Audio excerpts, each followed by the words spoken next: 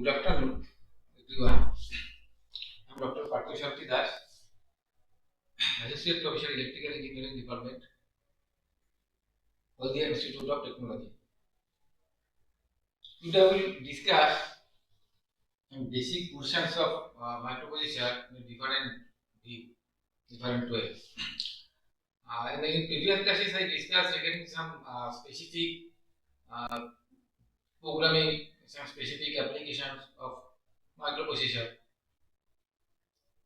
some specific guidelines. Now, today I will discuss regarding its total application. What is this and how microprocessor works? What is its relationship with digital electronics?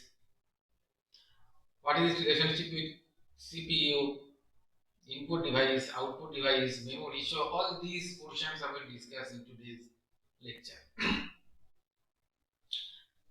Microprocessor is the heart of computer. So the digital computer is a digital system that performs various computational tasks. So we all use computers nowadays.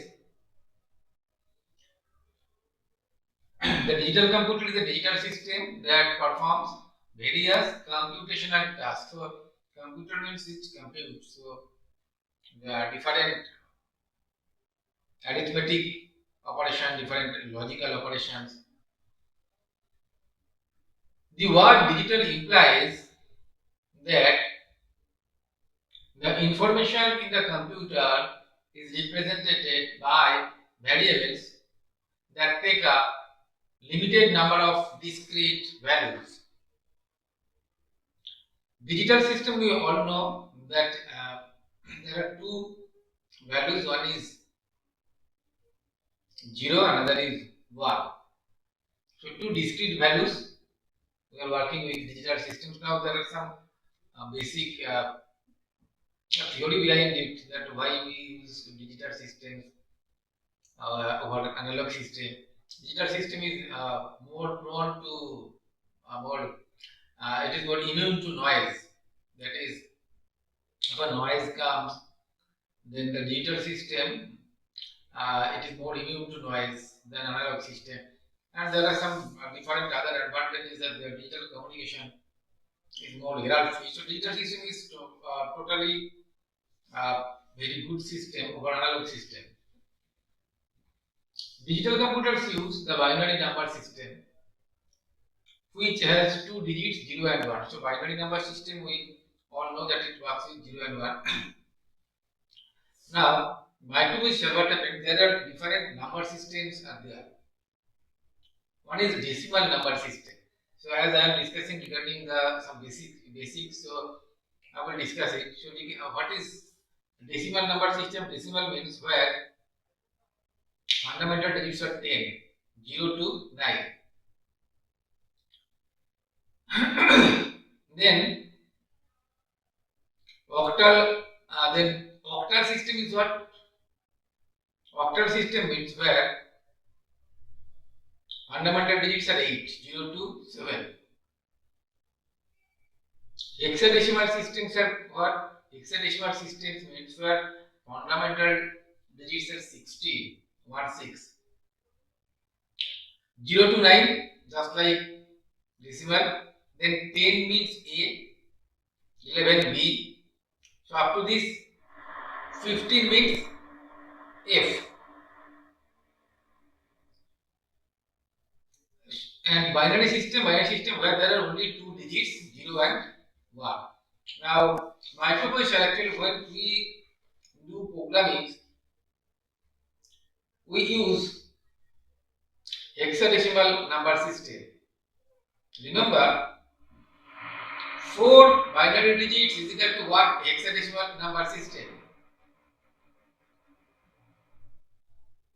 Digital computers use the binary number system, which has two digits 0 and 1. A binary digit is called a bit. Information is represented in a digital computers in groups of bits. That is computer can understand only a switch is off or on. Suppose the switch when the off switch is in off condition it is 0, when the switch is in on condition it is 1. The switch off in off and on, off and on. So it is actually machine language. So when we write some programs in binary, the machine language. So microprocessor is one of the most important component of a digital computer. It acts as the brain of a computer system. A digital computer is a programmable machine. Its main components are CPU, central processing unit, memory, input device, output device as shown in the figure. So now I am explaining this figure. What is this? CPU, it is central processing unit. It is the main part of computer. Input device means like keyboard is the input device, mouse it is the input device, output device, printer it is the output device, any type of display device it is the output device, and memory. What is memory? Memory means where we store information. Semiconductor memory, divide it in RAM and ROM, I will discuss. The CPU executes instructions. The input device is used to feed programs and data to the computer. The memory is a storage device.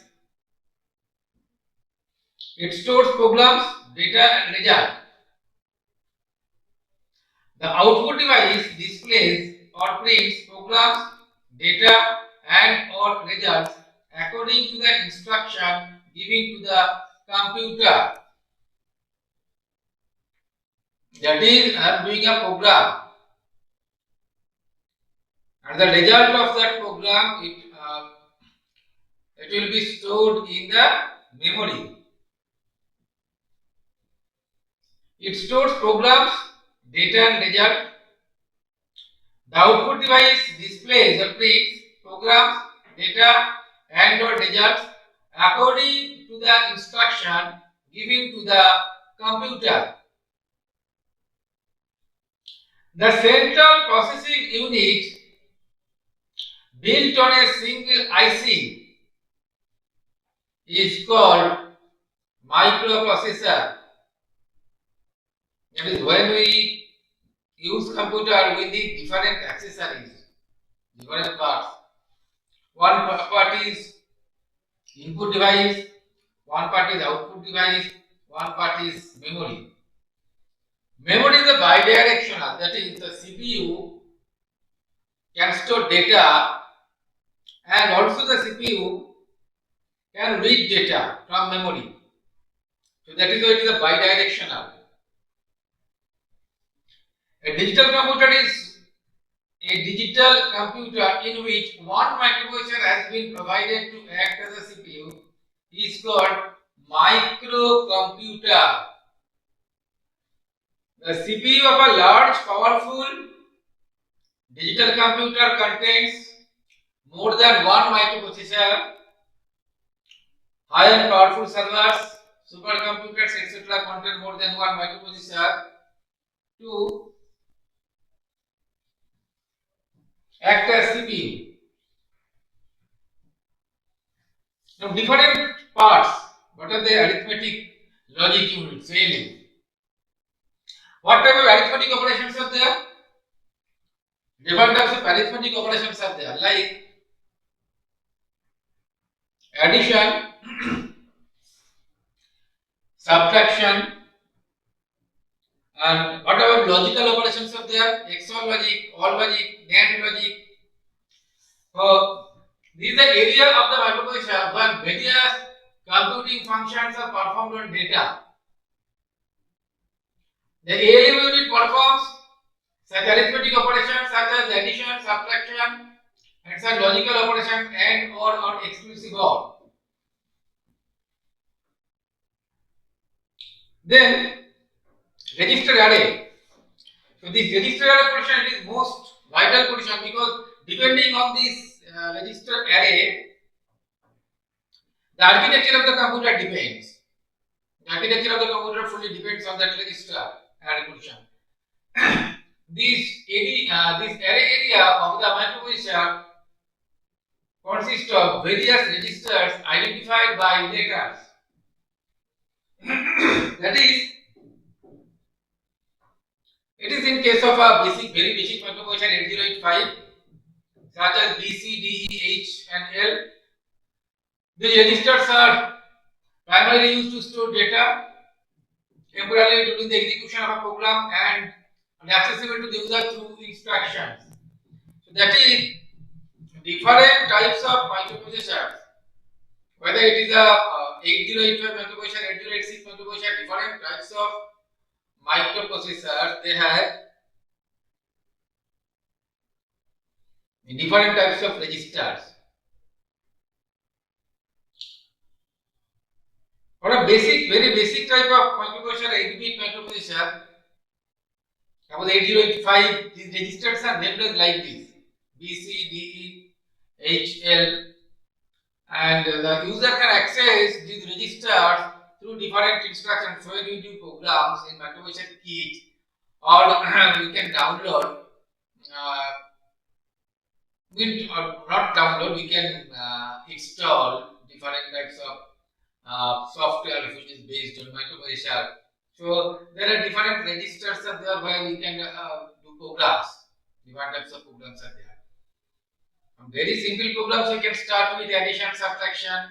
Then different um, complex programs are there: ascending order, descending order program, largest number, smallest number program.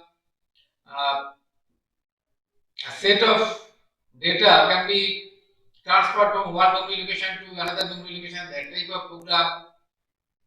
So different programs we can do with the help of these registers. Then control unit, the control unit provides the necessary timing and control signals to all the operations in the microprocessor, microcomputer. It controls the flow of data between microprocessor and memory and peripherals. Control unit, what is actually microprocessor can communicate with only one at a time. Either it can communicate with its peripherals. What is peripherals? Peripherals means either input device or output device. They are called peripherals.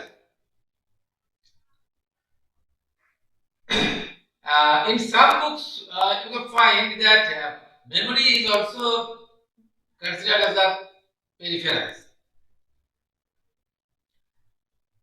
So what happens? Microprocessor can only communicate one device, like suppose mouse, suppose keyboard at a time, or can communicate with memory. Either it can do it or it can write with memory. So who will decide it? That control unit will decide it. Next, memory.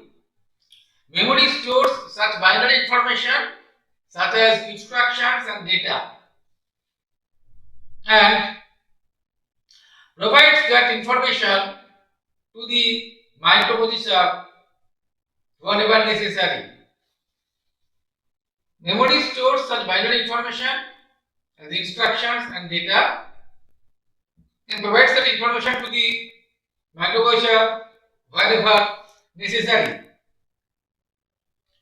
That is, memory will communicate with control unit. All these actually system they are intact. That means one part will communicate with other. To execute programs, the microprocessor reads instructions and data from memory and performs the computing operations in its ALU section. Results are either transferred to the output section for display or stored in memory for later use. That is, maybe we are doing a program and the output of the result we do not need it instantly. So the results we can store and then we can use the value in later in some different programs or for some different applications. The memory block shown in the different diagram has two sections: read-only memory ROM and read-write memory RAM, popularly known as random access memory. The ROM is used to store programs that do not need any alternations. The monitor program of a single board microcomputer is generally stored in the ROM. This program interprets the information entered through a keyboard and provided equivalent binary digits to the microprocessor. Programs stored in the ROM can only be read. They cannot be altered. The read-write memory is also known as user memory. It is used to store user programs and data. Now, microprocessor works in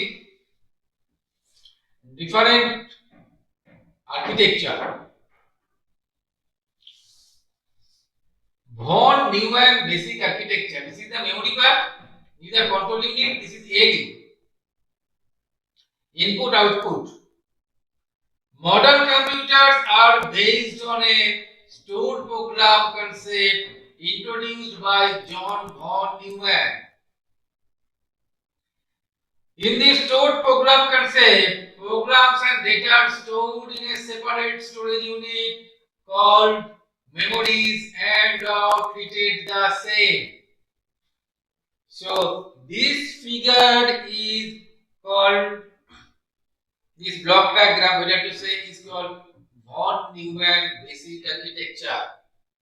So today's main objective is to differentiate between these two architecture, Harvard architecture and von Neumann architecture. So this figure is a von Neumann basic structure, where this is the memory, this is the control unit, this is the ALU arithmetic logic unit, this is input, this is output. So modern computers are based on a stored program concept introduced by John von Neumann. In this stored program concept, programs and data are stored in a separate storage unit called memories and are treated the same. Then Harvard architecture, main memory system, instruction address, instruction data address, data, operational registers, PC, ALU, control unit, input output system. So this block diagram, which is below, it is Harvard architecture. So Harvard architecture we know today. One is von Neumann basic architecture. Another is Harvard architecture. Harvard architecture is the computer architecture that consists separate storage and separate buses, signal path for instruction and data.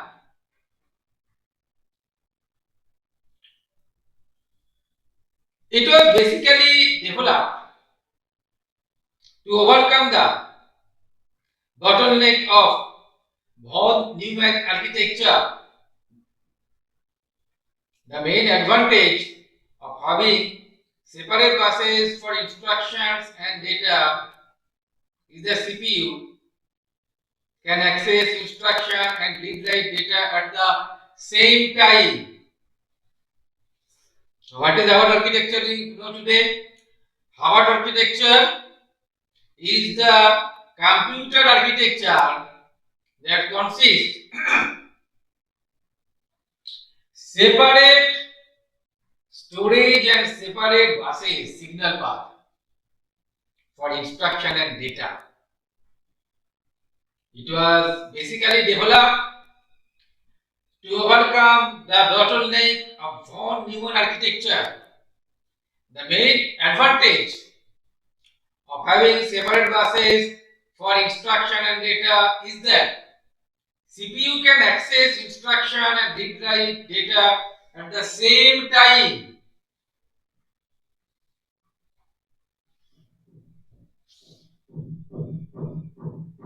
So this is one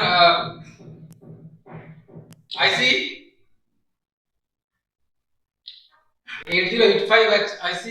It looks it is a 40 pin IC.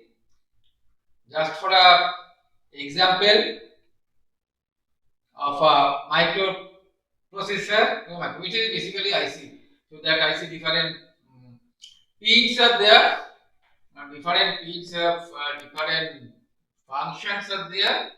It is a very basic microprocessor, and so I conclude today's session. Thank you. Thank you all.